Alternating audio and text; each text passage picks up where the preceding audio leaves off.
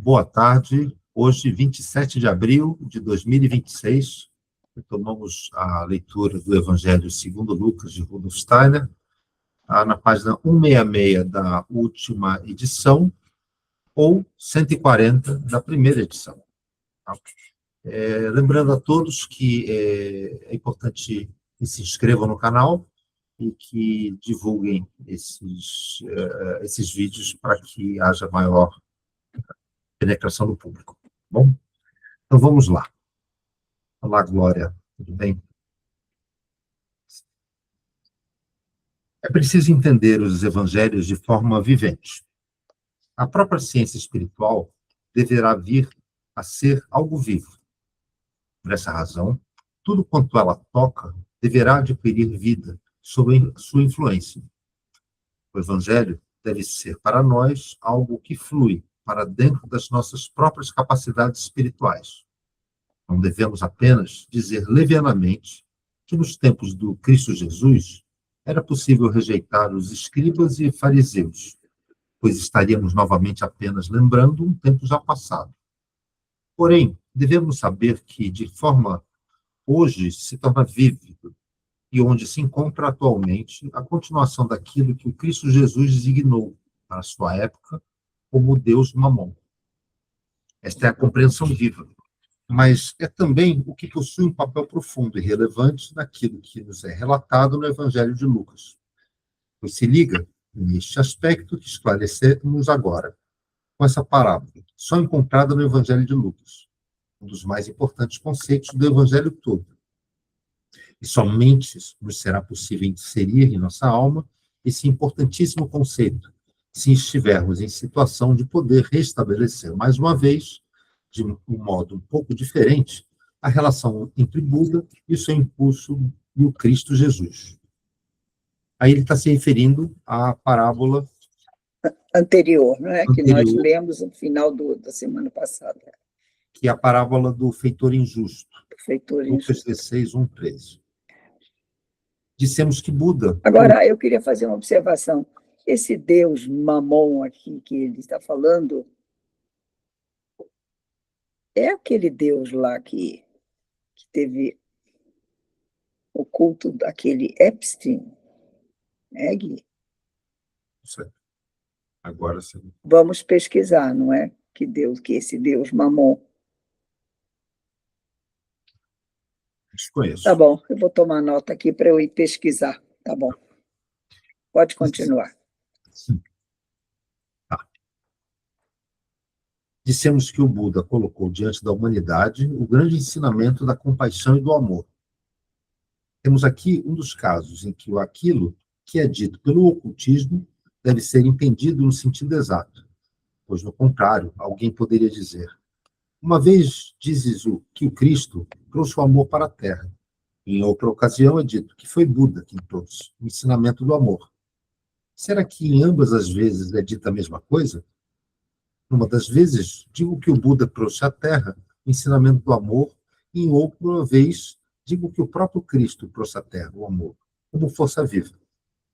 E esta é a grande diferença. Onde as mais profundas coisas têm importância para a humanidade, é preciso prestar toda atenção, pois, do contrário, sucede que as coisas reveladas em determinado lugar aparecem alhures, ao se propagarem com aparência bem diferente. Então é dito: sim, esse aí estabeleceu na realidade, para fazer justiça de todos, a todos, dois preconizadores do amor. Justamente no campo do ocultismo, tudo depende de prestar atenção. Se realmente compreendemos as importantes verdades quando revestidas dessa forma por palavras, então elas nos aparecem sob o enfoque certo.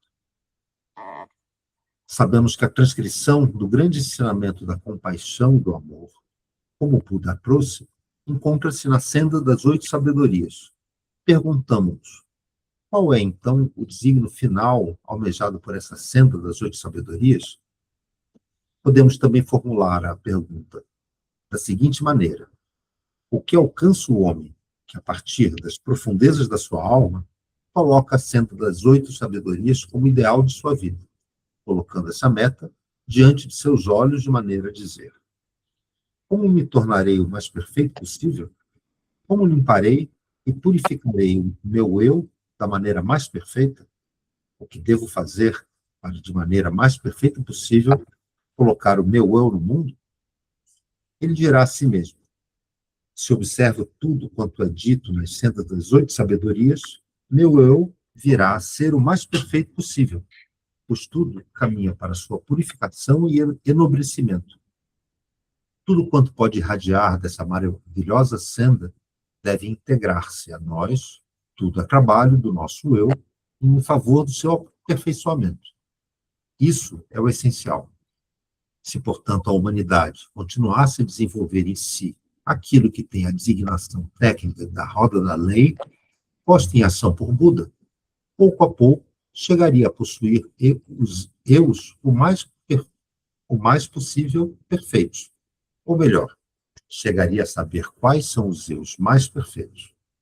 Em pensamentos, como sabedoria, a humanidade viria a possuir os mais perfeitos eus. Poderíamos também dizer: Buda trouxe à humanidade a sabedoria do amor e da compaixão, e se perpassarmos nosso corpo astral de maneira a tornar-se totalmente um produto das sendas das 8 sabedorias, então saberemos tudo quanto devemos saber a respeito do ensinamento dessa senda. Então, a senda das 8 sabedorias, no começo da nossa leitura, nós já damos uma olhada nela, né? É o discurso do Buda que ele fez, e ele, então, ele entregou essa senda das 8 sabedorias. Depois eu vou pôr no grupo isso aí, e são preceitos para seguir, para desenvolver a sabedoria. Aqui, dentro dessa leitura antroposófica, é isso aqui que o Steiner diz.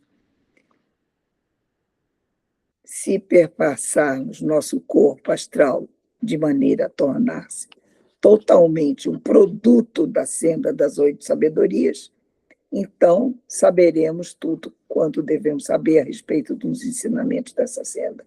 Quer dizer, o caminho do desenvolvimento, não é? No caso, é o caminho da perfeição. O caminho do desenvolvimento da alma para a perfeição, não é? E, no caso, a perfeição seria a forma de fazer a elevação da alma para um mundo... Lembra que nós já, quando nós estávamos estudando num outro livro, os mandamentos da lei mosaica, nós fizemos uma questão sobre os pecados, né? Sobre os 10 mandamentos, e chegamos à conclusão que esses todos os mandamentos são para você trabalhar o corpo astral, são para evitar que você ultrapasse os limites do corpo astral, que você possa não matar, não roubar, quer dizer, tudo para você dominar o corpo astral. A respeito dos desejos, né? Então, mas aqui ele diz a mesma coisa. A senda das 8 sabedorias também tem essa mesma qualidade. Ela é para você desenvolver o corpo astral de maneira a tornar-se totalmente um produto das sendas das 8 sabedorias. Então, também, quer dizer, o que você precisa realmente, qual é a conclusão? O que você precisa dominar para você evoluir neste estado atual para o desenvolvimento do eu, é dominar o corpo astral. Então, todos os vícios, tudo aquilo que a gente chama de moral, e se você pensar bem, até a saúde, todos os vícios, tudo é uma extrapolação dos 10 mandamentos e da senda das 8 sabedorias. Então, a gente tem à nossa disposição um trabalho que, com o seu corpo astral, que seria somente você meditar os 10 mandamentos e as 8 sabedorias, que são mais ou menos parecidas, e também isso que a gente chama lá, aquele caminho da meditação, como a Célia faz. Célia, como é o nome do caminho que você faz? Os exercícios colaterais. Exercícios colaterais. Então, os exercícios colaterais do Steiner são muito baseados na senda das 8 sabedorias. É a educação do corpo astral. Eu tenho uma pergunta. Pois não. O fato do Buda ter ensinado o amor através da paz, através da interiorização, ele não sofreu nenhuma violência, né, ao Então, longo da história dele. E o fato do Jesus ter passado por um ambiente tão hostil e tão cheio de contradição, e o fato até dele ter morrido sob tortura, né? Seria o fato, uma evolução desse pensamento do amor, assim? Seria. O Buda trouxe o conceito do amor. Steiner vai falar sobre isso logo em seguida, ele vai falar sobre isso. E o que Cristo vai trazer é a vivência do amor. Tá bom? Onde entra a coisa do Buda, ele trazer esse conceito do amor, essa visão do amor. Ele trouxe de uma forma muito delicada, e é dentro do budismo, que é também uma filosofia muito delicada. E já o Jesus já vivia num lugar mais inóspito, dentro de uma situação quase de guerra. Era uma região ocupada, né? E a religião judaica, como nós sabemos até agora, é uma religião de muito conflito, de muita guerra. Eles vivem nessa batalha. Os reis, que são reis sábios deles lá, são todos generais e guerreiros, e tem muita batalha sempre. Então, ele veio numa outra situação. Cristo veio em Jesus, e Jesus veio dentro desse ambiente mais inóspito, né? Ele tinha outra coisa a conquistar, né? Ele tinha que passar isso de um outro jeito, a vivência do amor. Será que eu poderia trazer uma reflexão, talvez? Sim, me permite? sim, Léo, obrigado. A gente tem que lembrar que, por exemplo, os 10 mandamentos de Moisés, eles estão num tempo muito antigo, mesmo em relação às 8 sabedorias do Buda. O próprio Steiner coloca que a alma evolui, o eu evolui, então a gente evolui. Então a gente tem que considerar que hoje, inclusive, estamos muito mais evoluídos que até no tempo dessas 8 sabedorias, que, claro, serve no sentido geral para o nosso desenvolvimento moral, mas isso está muito longe do ideal de ser humano trazido pelo Cristo, né? E que não dá para comparar também, no sentido de entidade, o Cristo com o Buda. Isso é muito confundido, porque eu trabalho um pouco com pessoas que são do budismo e tal, e o Buda é simplesmente um ser humano, claro que super elevado, que subiu um degrau na hierarquia. Ele está na hierarquia dos anjos. E o Cristo é Deus que desceu, né? Ou seja, é uma coisa que está muito além, não dá para comparar. Bom, era isso, né? Enfim, não sei se ajuda, mas não dá para comparar. Não, e essa coisa também de o Cristo ter sofrido, o Buda não ter sofrido. Por exemplo, tem gente que eu conheço, né, pastores da comunidade cristã, por exemplo, que escreveram livros, Friedrich Beneš, por exemplo, que no budismo tem aquela coisa de evitar o sofrimento. E a bola da vez, agora, nesse sentido, é abraçar o seu sofrimento e dizer, não, esse sofrimento é meu, e não delegá-lo a outras pessoas, a outras instâncias, mas se eu abraço esse sofrimento, eu sou livre. E aí eu posso pegar meu destino nas minhas próprias mãos e levar, mas não dizer, eu estou sofrendo por isso, tenho que acabar com o sofrimento. E a chave para uma determinada evolução no sentido crístico é justamente abraçar o sofrimento e não se tentar se livrar dele, porque ele, na verdade, é causado, na maioria das vezes, por nós próprios. Não vem de fora. Enfim, obrigado. Isso mesmo. Obrigado a você acrescentou algumas ideias boas aqui à nossa leitura. Obrigado. Então, vamos continuar. Contudo, há uma diferença entre a sabedoria, o pensamento e a força viva, atuante. Olha, ele agora vai falar. E há uma diferença entre o saber como eu deveria ser e deixar que a força viva nos penetre, para que possa, em seguida, fluir novamente para o mundo todo, assim como, fluindo do Cristo, essa força atuava sobre os corpos astrais, etéricos e físicos daqueles que o cercavam. Através do impulso trazido pelo grande Buda, tornou-se possível à humanidade saber o que vem a ser o conteúdo do ensinamento da compaixão e do amor. No entanto, aquilo que o Cristo trouxe é principalmente uma força viva, e não um ensinamento. Ele doou-se a si próprio, tendo descido com o intuito de fluir não somente para os corpos astrais, mas para o eu, a fim de que este possuísse a força de fazer emanar de si o substancial do amor. O substancial, o conteúdo vivo do amor, e não apenas o sábio conteúdo do amor. Foi o que o Cristo trouxe à Terra. E este é o significado. Isso aí. É a vivência do amor, não é? É uma outra coisa, né? Podemos continuar. São passados agora 19 séculos e aproximadamente 500 anos desde que o grande Buda viveu na Terra.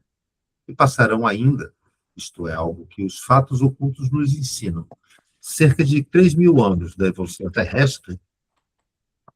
Então, uma grande parte dos seres humanos estarão capacitados a desenvolver por si próprios, a partir do seu próprio senso moral, da sua própria alma e do seu próprio coração, a senda das 8 sabedorias, a sabedoria do Buda. Por uma única vez foi necessária a presença do Buda. A partir daí, emanou aquela força que as pessoas, passo a passo, desenvolverão, como a sabedoria das 8 sabedorias. Então, daqui a aproximadamente 3.000 anos, elas já terão como propriedade sua. As pessoas, elas mesmas, poderão desenvolver esse ensinamento, não apenas recebendo-o de fora, mas desenvolvendo-o por si mesmas e dizendo a si próprias. Essa senda das 8 sabedorias brota do nosso íntimo como a sabedoria da compaixão e do amor. Se nada mais tivesse sucedido, além do grande Buda ter acionado a roda da lei, então a humanidade, também daqui a 3.000 anos, viria a lograr adquirir capacidade da sabedoria a respeito do ensinamento da compaixão e do amor. Porém, coisa bem diversa é ter conseguido a força para realmente viver esses ensinamentos. E esta é a diferença. Não apenas saber a respeito da compaixão e do amor, mas sob a influência de uma individualidade, também desenvolver essa força.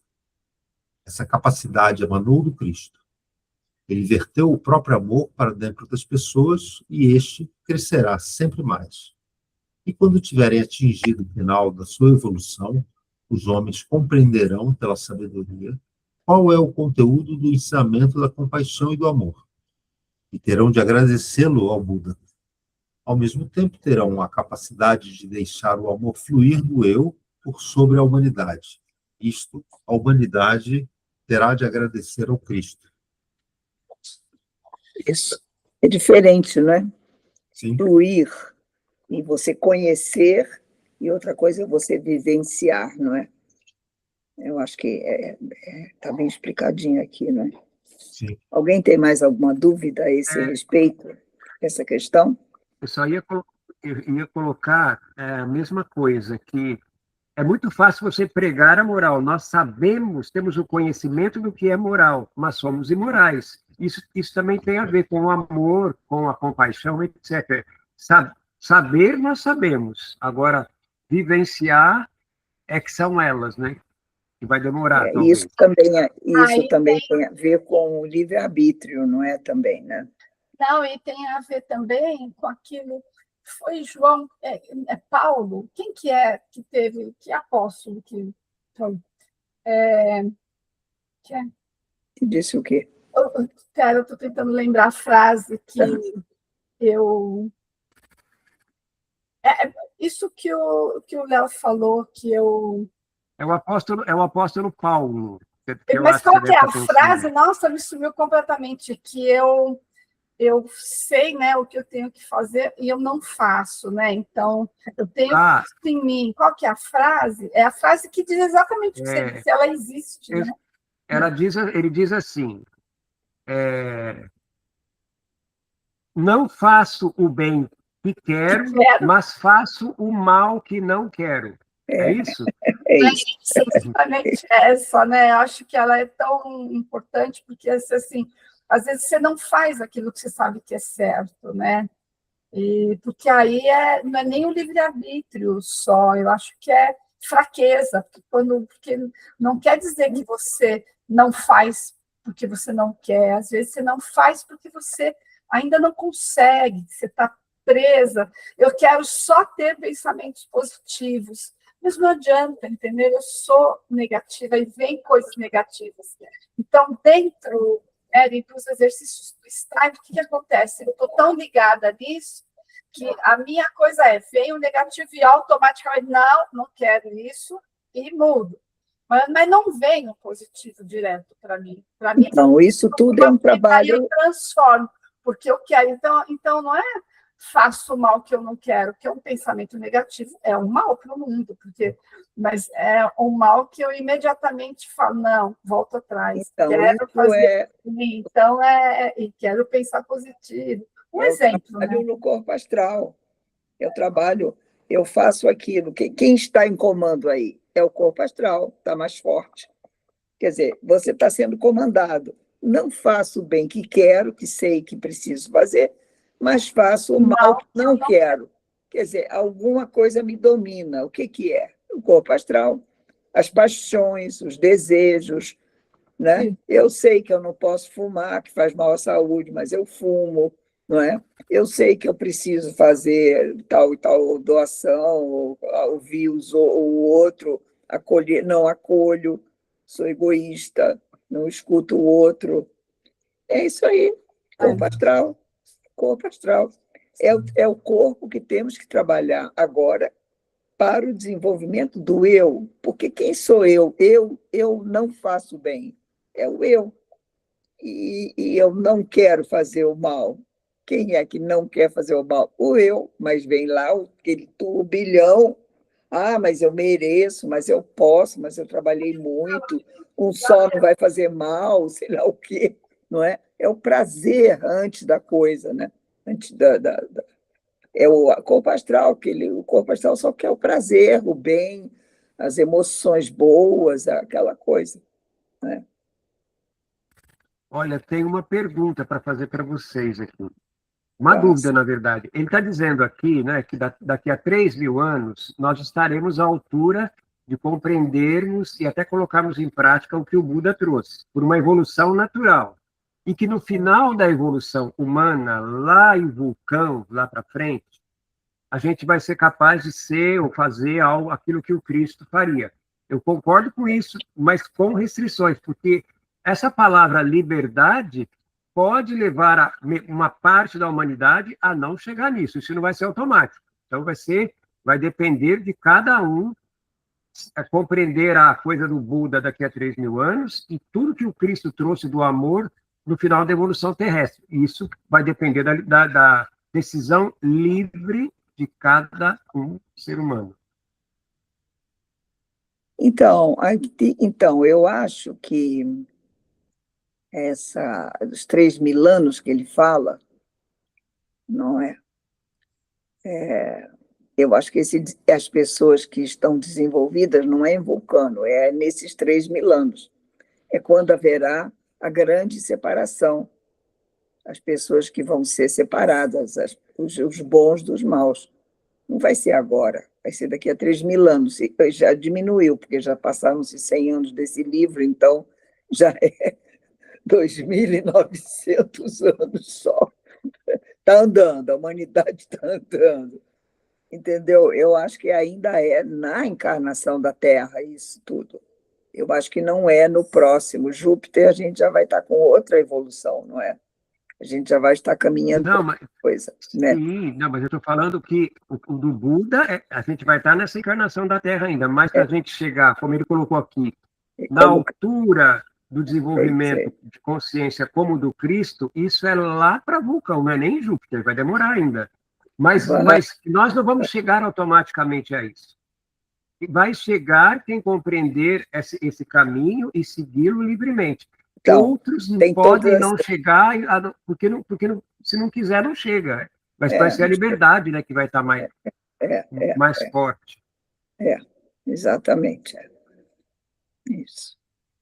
Tá bem, vamos continuar então, Gui.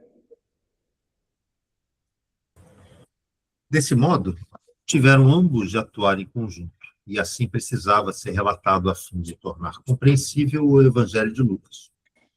Contudo, é isso que se nos depara de imediato quando sabemos interpretar corretamente as palavras que nos são dadas no Evangelho de Lucas. Lucas 2, 13 e 14. Aí estão os pastores, que vêm apressados para receber a anunciação. No alto está a legião dos anjos, que nada mais é senão a expressão espiritual imaginativa para o Nirmanakaya do Buda, que lhes é anunciado na imagem do céu a revelação, vinda das alturas, do Deus pleno de sabedoria. É isso que lhes anunciava o Nirmanakaya do Buda, que sob a forma de legião de anjos paira sobre o menino Jesus natânico. Contudo, algo mais ainda é acrescentado. E paz na terra aos homens repletos de boa vontade. Isto é, aquelas pessoas nas quais germinam a verdadeira e vívida força do amor. E isto que, gradativamente, deverá tornar-se realidade na terra através do impulso dado pelo Cristo. Ele acrescentou força viva àquilo que era a revelação das alturas.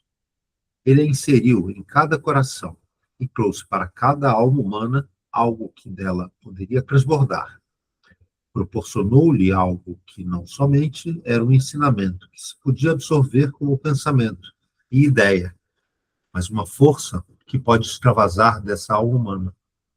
E aquela força constantemente caracterizada, por exemplo, no Evangelho de Lucas, como a força da fé, outra não é senão aquela que pode atuar na alma humana como força crística, podendo fazer transbordar a alma humana. Isto é, fé, no sentido dos evangelhos. Possui fé aquele que abriga em si o Cristo, de modo que o Cristo viva em seu íntimo. E o seu eu não exista nele como receptáculo vazio, mas encerre o conteúdo transbordante. E este conteúdo transbordante não é outro senão o conteúdo do amor. Por que podia o Cristo, por intermédio das suas palavras, apresentar aquele grande exemplo de cura pela palavra? Por ter sido ele o primeiro a colocar em movimento a roda do amor, não a roda da lei, como uma livre faculdade e força da alma humana, porque trazia o amor dentro de si em altíssimo grau, tal ponto transbordante e extravasante, que fluía para dentro daqueles que estavam à sua volta e deveriam ser curados. Que fosse a sua palavra, levanta-te e caminha, ou teus pecados são perdoados, ou qualquer palavra, quando pronunciada, era oriunda do amor transbordante, do seu íntimo. Ele pronunciava palavras ditas a partir de um amor que transbordava para além da medida do eu. E aqueles que conseguiam preencher-se um pouco com esse fato, o Cristo chamava fiéis. Bastava unirmos esse pensamento com o conceito da fé, um dos mais essenciais do Novo Testamento. Ter fé é a capacidade de transcender a si mesmo, de ultrapassar aquilo que o eu pode, por enquanto, fazer em favor do seu próprio aperfeiçoamento. Por esse motivo, o Cristo, tendo penetrado no corpo de Jesus natânico e tendo-se ali unido com a força do Buda, não ensina algo como de que modo devo aperfeiçoar o eu o mais possível, mas como devo transbordar o eu? Como pode ele ultrapassar a si mesmo? Muitas vezes, ele o diz com palavras simples, de maneira como as palavras do Evangelho de Lucas podem sempre falar aos mais ingênuos corações. Diz ele, não é suficiente dar-lhes algo somente àqueles dos quais tendes certeza que vou-lo tomarão a devolver, pois isto fazem também os pecadores. Quando eles têm a certeza de que receberão de volta aquilo que deram, ainda não o fizeram a partir do amor transbordante. Mas, se dais e sabeis que não recebereis de volta, então agiste a partir do verdadeiro amor. É este amor que não abrange o eu, mas que precisa libertar esse eu como uma força que emana do homem. Lucas 6, 33, 34. E em múltiplas variações, diz o Cristo como o eu deve transbordar, como a partir dessa abundância do eu, a partir do sentimento que pode exceder o seu próprio íntimo, dever-se-á atuar no mundo. Bom, tá aí, gente, a receita todinha de como é que é. Muito fácil. É só transbordar o eu. É só aquilo que ele diz. Dar e esperar que o outro devolva ou que retribua. Os pecadores fazem isso. Agora, dar sem esperar nada em troca, você é a doação completa, né? É aquela quando você está abrindo mão de tudo, você está transbordando. O coração são as palavras que ele usa. Mas eu usaria assim palavras assim mais diretas. Se você está passando por cima de você mesmo, muitas vezes por cima do seu orgulho, da sua dúvida, da sua mas esse mundo que a gente sempre é treinado para ganhar, para aproveitar. Como? Você está trabalhando de graça? Como? Você vai fazer uma doação de trabalho, de dinheiro, de o que for, você não está esperando nada, o que eles vão dar em troca? A própria igreja fez isso quando vendeu aquelas... para indulgências plenárias. Né? Eu te dou indulgências plenárias, você me paga, entendeu? Então, isso é que é o grande amor, é aquele que não espera nada em volta, aquele que não espera nada, retribuição nenhuma. Está trabalhando num outro nível, né? Você está trabalhando num outro nível, né? Ou então tem gente que faz doação para descontar do imposto de renda, entendeu? Né? É assim, hoje em dia. Então, você trabalha nessa doação, entre aspas, nessa bondade, entre aspas, né?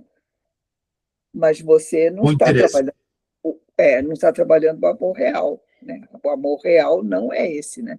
É aquele que dá sem esperar nada, né? Isso aqui que a gente está fazendo, por exemplo. Deixando para a posteridade aí A palavra é amor altruísta. Sem interesse nenhum. Mas Gui... Tem um padre aí em São Paulo, eu estou em Aracaju agora, mas tem um padre aí que você já deve ter ouvido falar, e ele fala muito sobre isso, né? Quando eu dou alguma coisa para alguma pessoa porque ela merece, isso não é necessariamente amor, mas quando eu dou... Aliás, eu fiz isso por você porque você merece, é diferente do que dizer eu fiz isso para você porque eu te amo.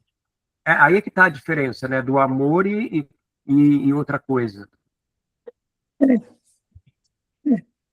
E também tem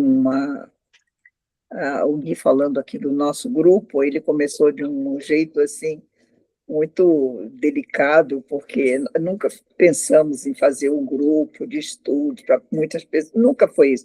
Nós começamos porque a filha do Gui e minha neta queria muito começar a estudar antroposofia, porque ela ia ser terapeuta artística, e dizia, vó, eu não sei nada. Então vamos estudar juntos. Aí começamos, e aí entrou a pandemia.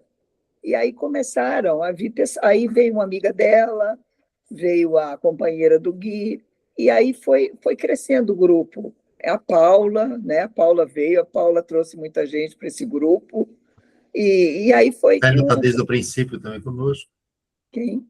A Célia? A Célia também. Né? A Célia está desde o começo conosco também. E aí foi vindo gente, as alunas, E entra e sai. Aqui, graças a Deus, é um salão com portas abertas. E aí virou isso que virou. Na hora que a gente vê o que virou, é que a gente vê a mão divina guiando, né? E que bela oportunidade que estamos tendo aqui de fazer essa doação, não é? Apareceu aqui o lugar da doação. Então, é esse aqui o lugar, né? Então, isso é que a gente também tem que escutar na vida da gente quando aparece o lugar de doação. Não é sempre que falar, agora eu vou fazer uma doação, pronto. Não é assim.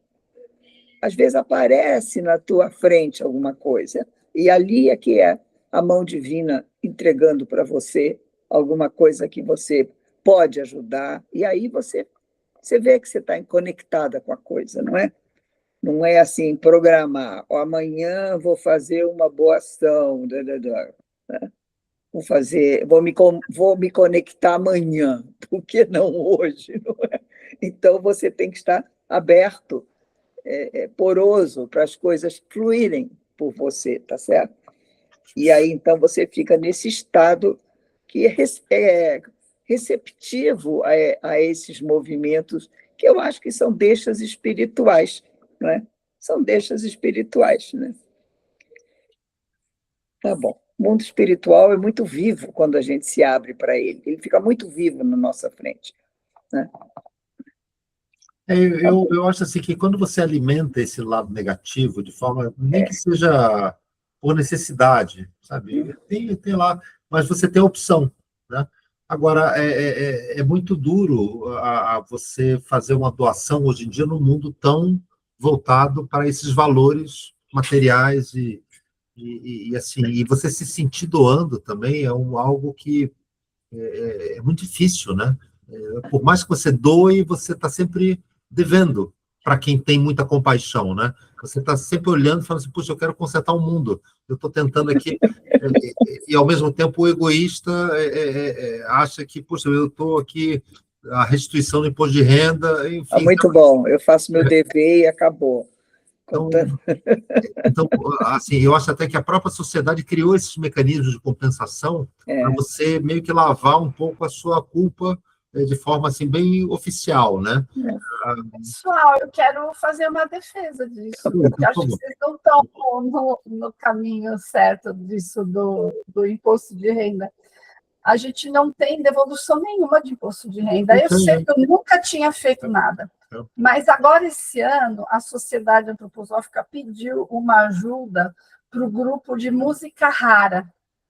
Disse que eles entraram, que tem que, não é para qualquer, tem que ter a possibilidade, tem que ser, né, uma coisa escolhida. E eles foram escolhidos para ser beneficiado com isso do imposto de renda, mas não é devolução, é o que você tem que pagar. Então, não é devolução nenhuma. Eu tenho que pagar. Quem paga imposto de renda? Eu pago imposto de renda. Então, eu vou pagar imposto de renda, que não é muito. Pelo meu tamanho, não é muito. Mas, em vez de pagar e ir tudo para o governo, o que eu fiz? Eu mandei que eu queria participar. Então, daí, eles incluíram essa questão da música rara no meu imposto. Não sou eu que faço, eles que fizeram. Daí, eu decidi que, olha, então eu tenho que pagar, mas eu quero destinar a parte que é possível, né, que é o governo, para eles. Então, eu vou pagar, se eu vou pagar 6 mil, um valor maior vai para o governo, mas uma porcentagem vai para essa música rara. Esse é o funcionamento da Lei Rouanet. É isso que funciona. Então, eu estou podendo ajudá-los e não estou eu pagando diretamente. O que eu pagaria para o governo está indo uma parte para eles. Então, o benefício é do governo, né? Porque eles iam receber aquele dinheiro e deixaram de receber. Não é? Mas você está fazendo um destino direto para... Fazendo um parcial, um destino parcial do que eu vou pagar, irá para o Música Rara esse ano, né? Porque eles mas, Glória, quando eu falei imposto de renda, eu não estou falando de esse tipo de doação.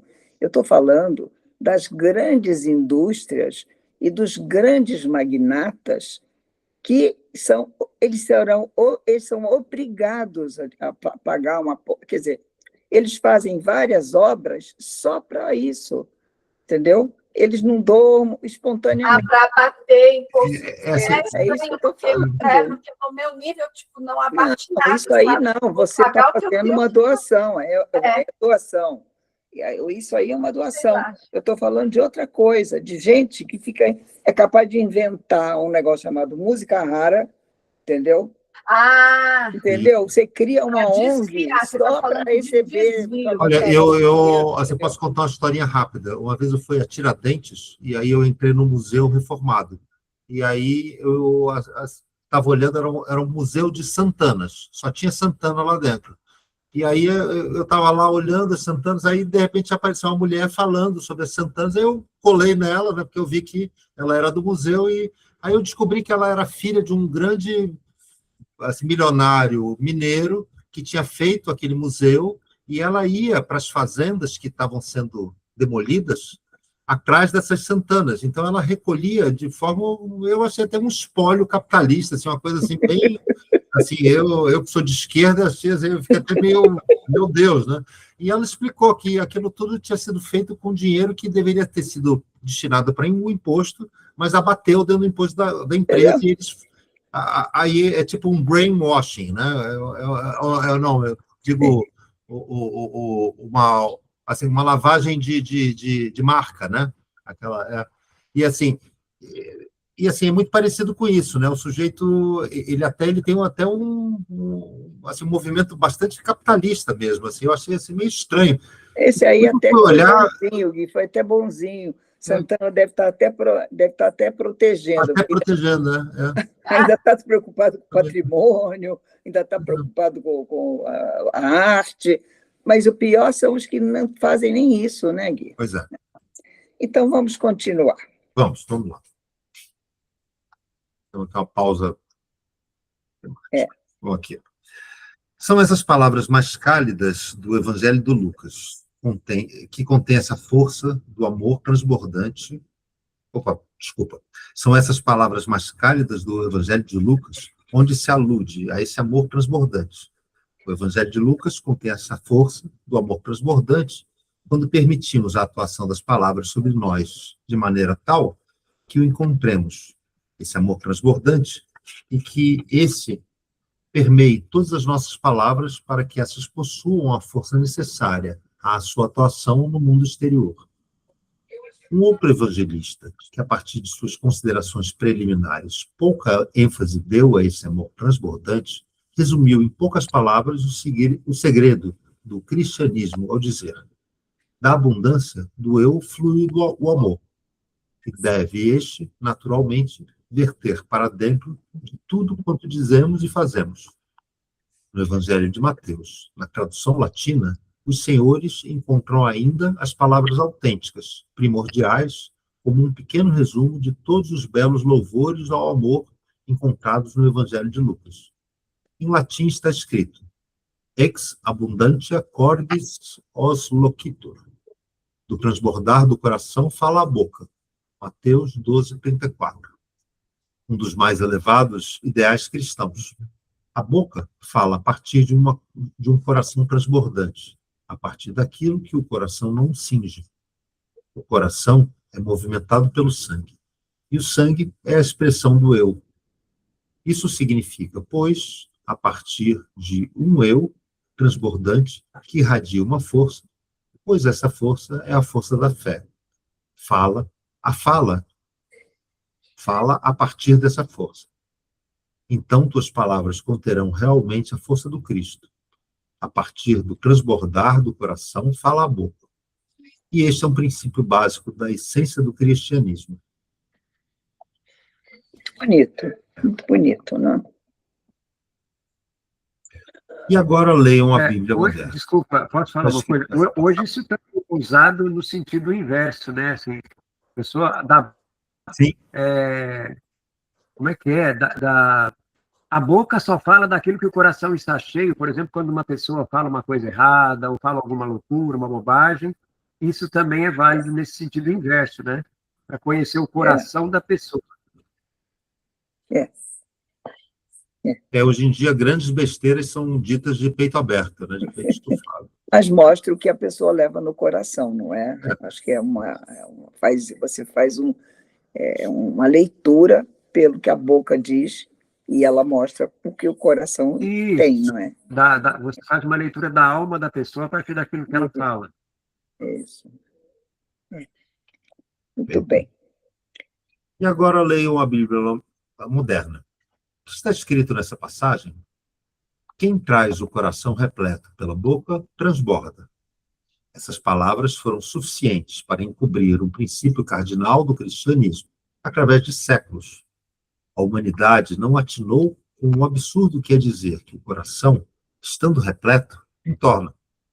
Habitualmente, as coisas no mundo entornam apenas quando essas não estão mais do que repletas, quando transbordam. Assim a humanidade. Que isto não seja crítica. Necessariamente se envolveu numa suposição que encobriu um dos mais importantes, um dos princípios norteadores do cristianismo, e sequer notaram que, nesse trecho, está escrito algo completamente impossível. Dizer-se que a língua alemã não permite a tradução literal de ex abundantia cordis os loquitur com as den a partir do transbordo do coração, fala a boca, é a tradução. E enfatizá-lo, dizendo que não é possível também dizer que o excedente do aquecedor aquece o cômodo. É simplesmente um absurdo. Ora, se os senhores esquentam o aquecedor o suficiente apenas para que o calor atinja as suas paredes, o quarto não ficará aquecido. Somente se aquecerá quando se registrar um excesso de calor, de modo que esse calor exceda o aquecedor. Dessa maneira, deparamos aqui com algo importante, um princípio norteador do cristianismo, no qual se alicerça uma parte do Evangelho de Lucas. É encoberto de tal maneira que a humanidade, justamente em trecho de máxima importância, não recebe o que está escrito no Evangelho. Essa força que pode verter do coração humano é a força do Cristo. O coração está em lugar do eu. Aquilo que o eu pode criar para além de si mesmo, flui para o exterior através do verbo. No final da evolução terrestre, o eu estará em condições de trazer em si todo o Cristo. Por ora, o Cristo é algo que transborda do coração. Desejando-se ter somente o coração repleto, não se tem absolutamente o Cristo. Por essa razão é que, justamente não interpretando essa frase em toda a sua seriedade, em toda a sua dignidade, o cristianismo fica encoberto. As coisas mais importantes, a essência do cristianismo, tornar-se-á evidente através do que a ciência espiritual tem a dizer como um esclarecimento para os documentos sagrados do cristianismo. Pela leitura do mundo espiritual, na Crônica do Akasha, ele disserra o sentido original, e por esse motivo está em situação de poder ler os documentos primordiais em sua verdade. O que vocês acham desse trecho? Ele disse que esse trecho foi mal traduzido, quem traz a partir do coração fala a boca. E depois ficou quem traz o coração repleto pela boca transborda. Então, ele faz essa comparação que o coração está no lugar do eu. E aquilo que o eu pode criar, para além de si mesmo, deve ser feito através do verbo, né? O eu será através do verbo. Bonito, né? Isso é uma imagem também do professor, não é? Você vai ensinar, o professor deve ter um coração transbordante, né, para passar o conhecimento, né? Não é só sabedoria, é coração também. Só que tem uma coisa, é o entusiasmo do professor que transborda, na verdade, né? Entusiasmo em aprender também que entusiasmo quer dizer o quê? Pois é. Deus em si, Deus em você, né? Ah, é? É, em grego é. Não é, Léo? O Léo que não me deixe mentir aí. Entus, entus, Deus em si. Está entusiasmado, quer dizer, o Deus entrou. Entusiasmo quer dizer que O centro de você em ação é Deus em si. Então, o que eu queria lembrar aqui desse parágrafo último é de você, Deus dentro de você, asme é ação, né, em grego essa palavra. Então, Deus dentro de você em ação. É uma palavra poderosíssima, né, entusiasmo. Enfim, mas eu queria só lembrar aqui, ó, que ele fala, no final da evolução terrestre, que é a segunda ou terceira linha desse último parágrafo, no final da evolução terrestre, o eu estará em condições de trazer em si o Cristo inteiro. Mas é só para chamar atenção para isso. O eu estará em condições, não quer dizer que todo mundo vai chegar lá, poderá estar nessa condição, né? Vai depender do que você... vai mas haver isso vai demorar muito. Nem todos, né, vão conseguir, né? Como sempre, né? Sempre alguém fica para trás.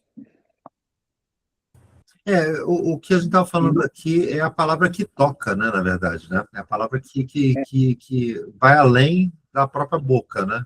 É a palavra que desperta, né? É diferente mesmo.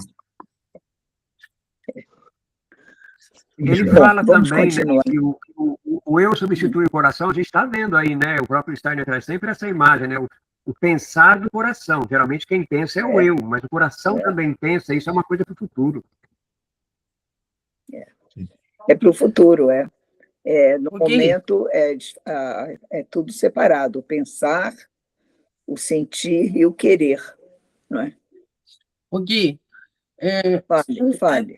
É que eu me perdi um pouquinho no final aí, que ele fala alguma coisa sobre a verdade, não sei o que, verdade. O que ele fala? Ou eu vi errado? Verdade.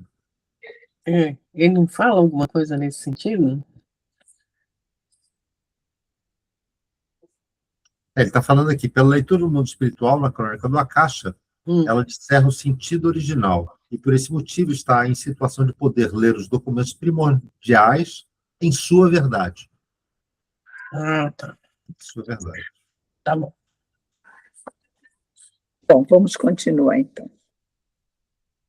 E agora, poderemos entender como a humanidade caminha progressivamente em direção ao futuro. Aquele que cerca de 500 a 600 anos antes da era cristã evoluiu do Bodhisattva para Buda, elevou-se de tal maneira nos mundos espirituais, por intermédio dessa evolução, que atua agora como Nirmanakaya. Com isso foi alcançado a um grau superior, e já não precisa descer para encarnar-se num corpo físico. As formas de atuação que lhe eram peculiares como Bodhisattva estão presentes novamente de outra forma. Quando, naquela ocasião, evoluiu de Bodhisattva para Buda, passou o seu cargo de Bodhisattva para um outro. Um outro tornou-se o seu sucessor, vindo a ser o Bodhisattva.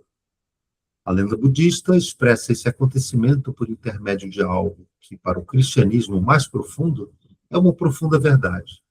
É relatado que a individualidade do Bodhisattva, antes de descer para sua transformação em Buda, tirou a tiara celeste e colocou-a no Bodhisattva sucessor. E se prossegue atuando em sua missão de cunho ligeiramente diferente.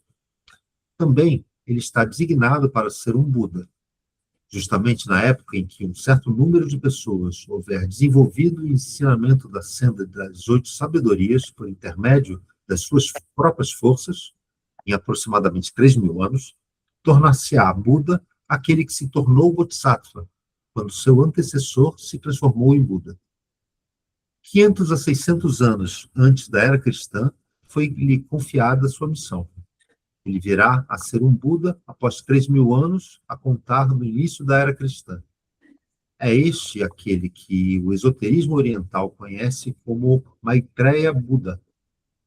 Para que o atual Bodhisattva possa vir a ser o Maitreya Buda, é preciso de que um número bastante grande de seres humanos haja desenvolvido a senda das 8 sabedorias a partir do próprio coração. Em maior número haverá homens tão sábios que serão capazes disso. Então aquele que hoje é Bodhisattva trará ao mundo uma nova força. Seguimos?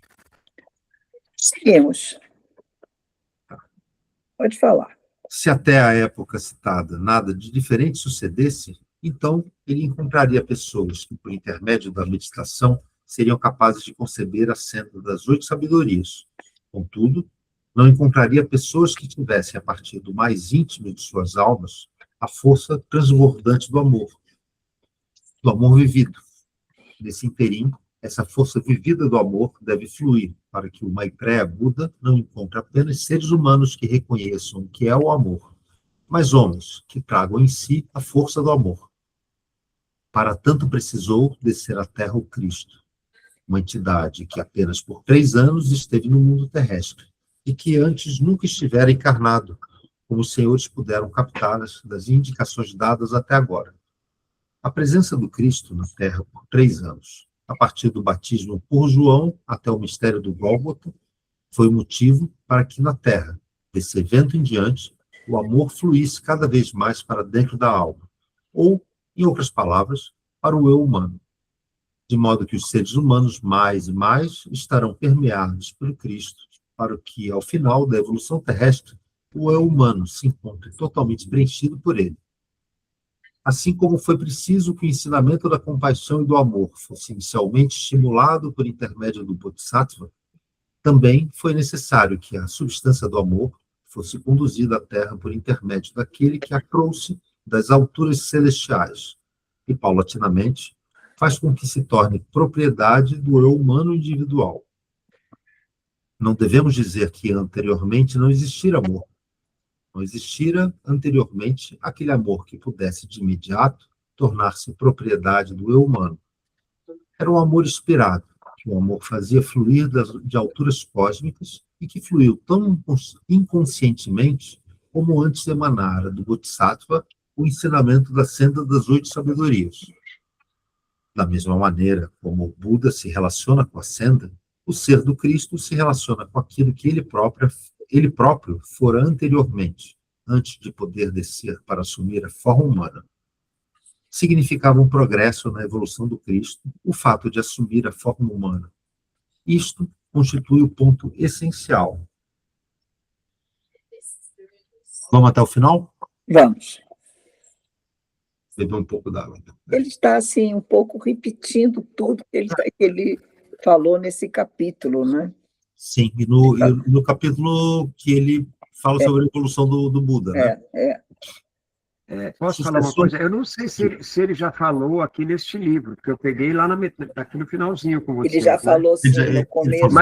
Mas ele determina, na época de Jesus, quem é esse Bodhisattva que vai substituir o Buda. Não sei se ele fala antes aqui. Não, antes não. Então, ele diz que no Evangelho de Mateus ele vai trazer muito bem isso, que o substituto do Buda, o próximo Buda, que vai ser o Buda Maitreya, ele é aquele mestre da retidão, que era o mestre dos essênios, que 100 anos antes da passagem de Jesus foi assassinado lá pelos saduceus e tal. Mas é essa pessoa, essa figura, ela já passou por uma encarnação depois, né, daquela encarnação lá de Buda, 500 anos antes de Cristo, que é o Jesus Ben Pandira, ou Yeshua Ben Pandira, que era o líder dos essênios naquela época, mas ele foi assassinado. É esse que o Steiner aponta como sendo o próximo Buda. É essa figura, né? Não, isso eu ainda não li sobre isso, não. Você vai ver, Jesus Ben Pandira. Se você procurar esse nome, você vai achar essa figura aí. Tá bom, eu vou ver. Jesus Ben... Isso, Jesus Ben Pandira. Jesus, inclusive isso causa uma confusão muito grande com historiadores, o Steiner também aponta isso, porque esse Jesus Ben Pandira, né, que era o líder dos essênios, o mestre da retidão, ele é muito confundido com o Jesus de Nazaré por muitos pesquisadores aí que não conseguem ler na crônica do Akasha. E é isso que ele trouxe também lá atrás, que a menina perguntou aí, da veracidade das coisas, quando você busca essa veracidade pela crônica do Akasha, né, pelo que está gravado numa caixa, como alguns iniciados têm possibilidade, o Steiner era um deles, ali está a verdade.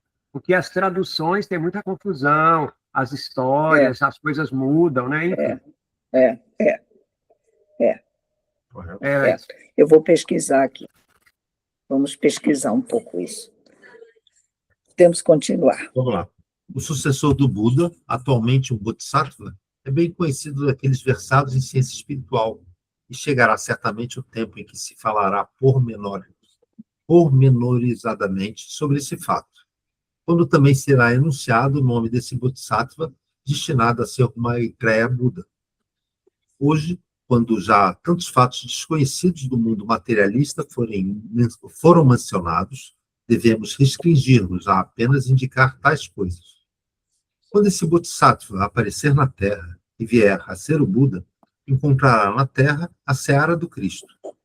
Esta seara será constituída por aquelas pessoas que dirão: não só minha cabeça está repleta com a sabedoria da senda das 8 sabedorias, não trago em mim apenas o ensinamento, a sabedoria do amor.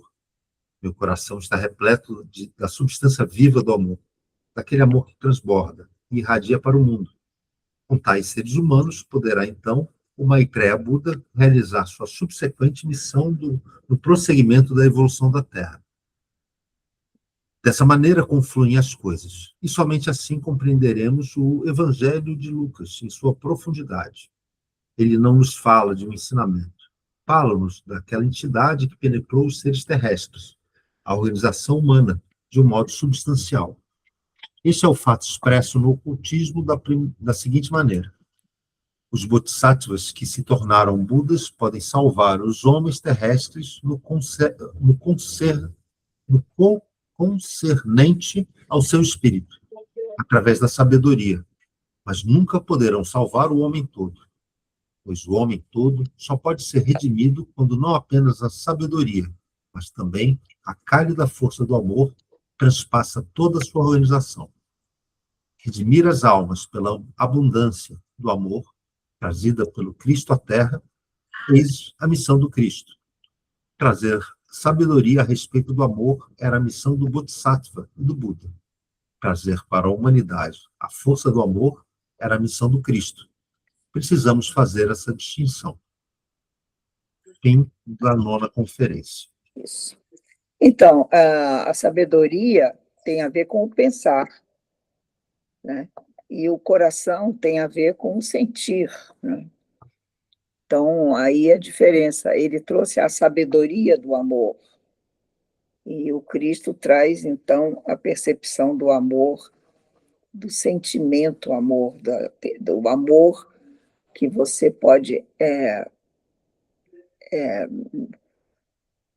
passar para o outro, que é o amor que tem quase uma plástica, não é? A sabedoria são ideias, é algo muito abstrato. Esse amor do Cristo, então, já é algo mais tangível, algo que você sente, que você passa, você sente a amorosidade do outro, não é?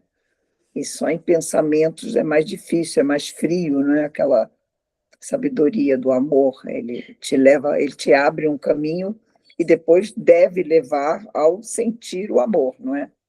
Uma coisa, né? Mais ou menos assim. Eu estou entendendo assim. Pensar com o coração? Exatamente. Não, sentir com o coração, né? Sentir com o coração. É que na antroposofia fala, o pessoal fala muito, né? Pensar com o coração. Não, sentir com o pensar, ele faz aquela lemniscata, né? Ele entra no sentir e ele vira o pensar amoroso, né? O transformado, né? O sentir com o pensamento. Muito difícil, né? A gente tem no momento da nossa civilização, nós estamos com um pensamento muito, eu acho, cheio de uma carga de matéria tão grande, o materialismo está tão grande, que a percepção de algo sutil como o verdadeiro amor, ele é difícil para nós. Tudo é confundido com desejo, né? É confundido com desejo. E com posse Com posse. Posse. Você vê aí Posse. os feminicídios todos, os homens que matam as mulheres por amor. Nossa, Amor. Amor. Entendeu? Aí você... Que grande confusão isso aí, né? Nossa mente está muito poluída por toda essa deturpação que a gente está passando na matéria. Estamos saindo disso, se Deus quiser. Então, essa deturpação da matéria, tudo é medido, contado, tudo é mensurado. Então, você mede por quilogramas, tudo tem uma medida, por quanto vale arte, né? Quanto vale esse quadro? Ah, bom, ele é bom se ele vale bastante. Se ele não vale, se ele não cobra bastante, então não vale nada, então não é bom. Então, a medida é essa. Só que a medida do amor não é essa, né? A medida do amor é outra, né? Então, isso tem que ser treinado, gente, tem que ser treinado. Aí é que entra, né, me deu agora, assim, essa percepção, lendo agora esse texto, que através de estudar mais as 8 sabedorias, que vamos poder reconhecer até os nossos próprios sentimentos. A gente tem medo de amar, tem medo de sentir. As pessoas têm medo de sentir, medo de ser amada. Não ser amada. Não quero ser controlada. Como ser amada e ser controlada? Não quero que ninguém me controle. Não, quero ficar sozinha, não quero ninguém. Então, tem essa coisa, né? Que o amar é mal compreendido, é desejo, é posse. Esse medo, essa confusão que as pessoas estão fazendo, há várias amigas, assim, não sei se várias, poucas, mas já me falaram que, nossa, relacionamento nunca mais. Então, eles têm, sabe o quê? Cachorro. O cachorro, porque o cachorro e todos os benefícios e as coisas de um cachorro, que é cachorro não é só alegre, cachorro, que está né? feliz, que não sei o que. Então, entendeu? Agora veja que coisa materialista, né? Ele quer alguém que lhe obedeça, que você tem que dar comida, você controla, você possui um cachorro, né? E você não tem... O cachorro só te dá felicidade mesmo. Não, dá trabalho também, né? Eu queria trazer uma contribuição. Eu não sei se eu já falei isso aqui para vocês, mas tem um livro do Steiner, um livro de bolso, que se chama O Amor e o Seu Significado no Mundo. Esse livro é muito bom, é um livro que você lê em meia hora, porque no sentido geral, assim, né, o amor está sendo muito banalizado, né? As pessoas estão usando a palavra amor, por exemplo, para dizer que ama o chocolate, ama não sei o quê. E o amor não é esse desejozinho, essa coisinha tão simples, né? Ele é uma força espiritual. Tanto que o Steiner coloca o Cristo como o próprio ser do amor, né? Ele não é só o que trouxe o amor, ele é o ser do amor, ele é todo o amor. O amor. Então, a gente está muito banalizado, né? Essa coisa dessa palavra e do que significa isso, né? Confusão. Banalizado é a palavra mesmo. Porque virou uma medida, né? O amor não é um sentimento, é uma medida, né? E eu te amo, você tem que fazer tudo que eu quero. A posse, né? Pois é. a propriedade. Da sociedade, enfim. Estamos vivendo um momento difícil, mas dá esperança quando a gente lê esses textos, que tem uma saída, tem um caminho, né? Então, vamos esperar só 300 anos, né? 3.000, né? Não, 300 não, 3.000. Vamos viver. 2.900. 2.900 já temos, Sabe por que eu perguntei sobre a verdade, né? Porque durante o texto me veio isso, né? As pessoas estão construindo suas verdades, né? E a gente não está mais conectado com essa verdade mesmo, que eu acho que esses mestres, né, vieram trazer para a gente. Então, acaba que meio distorcendo e indo para o caminho dos desejos, das possessões. Então, há um distanciamento desse amor genuíno, né?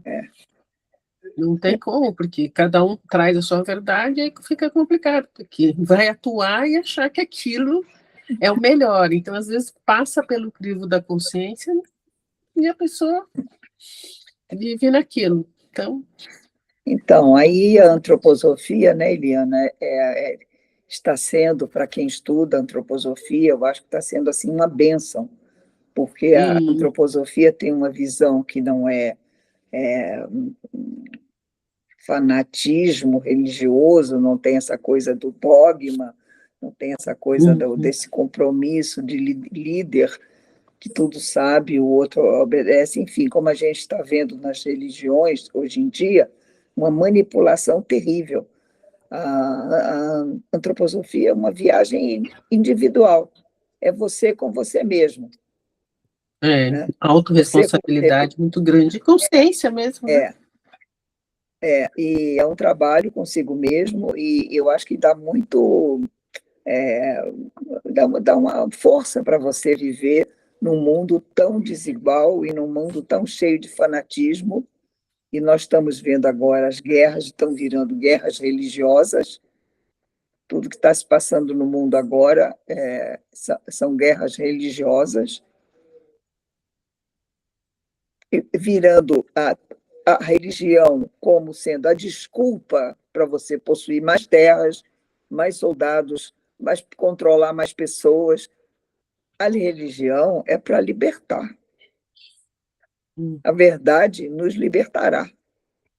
A verdade não nos escravizará, nem nos fará obedecer a outras entidades ou outras forças, não é? Então, eu acho que a antroposofia ela tem que ser mesmo divulgada, lida, falada, trazer para o mundo essa imagem da verdade e da liberdade, a verdadeira liberdade, né? Que é a liberdade que não é liberdade de fazer o que quer, né? É a liberdade dentro de um autoconhecimento de si mesmo e das forças espirituais, né? Dessas deturpações que existem hoje em dia do que é a liberdade, né? Mary, você sabe que eu queria colocar assim que a gente teve uma época todo mundo falando em autoconhecimento, eu acho que nós precisamos entrar na era do auto-reconhecimento, porque as pessoas precisam reconhecer, não importa o que, né, sua agilidade, né, suas questões, né, tá tudo aí, isso, né, tá tudo aí já. Tá né? tudo aí, mas se a pessoa reconhecer isso, eu acho que é um passo muito mais desafiador do que se conhecer. Porque eu sempre falo para as pessoas, você só vai conhecer aquilo que você reconhece, porque se você não reconhecer, você não vai dar um passo na frente. Exatamente. Né? Então, esse é o desafio aí. É isso aí. Tá muito bom.